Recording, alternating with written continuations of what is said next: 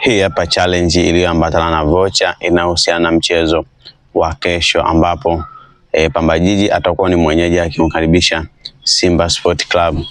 Tukumbuke mechi itapigwa pale Mwanza. Ya challenge hii ina maswali matatu.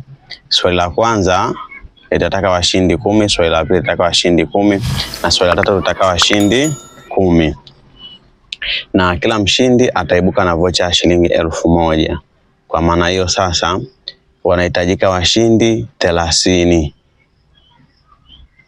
Itatokea mtu mwingine akapata swali la kwanza, la pili na la tatu, maana yake huyu mtu ataibuka na ushindi wa vocha ya shilingi 3000. Maswali yako matatu.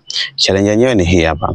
Swali la kwanza linasema hivi: katika kipindi cha dakika 45 mnyama ataongoza goli ngapi? Tuwekee maoni yako kwenye uwanja wa comment hapo, lakini pia usisahau kutuwekea na namba yako ya simu ili kama utabiri wako utatiki tusipate na tabu ya kukutafuta. Hilo ni swali la kwanza. Swali la pili nasema hivi: ni mchezaji gani ataibuka man of the match kesho? Yaani mchezaji bora wa mchezo wa kesho atakuwa ni nani? Tuandikie maoni yako kwenye uwanja wa comment, lakini pia usisahau kutuwekea namba yako ya simu.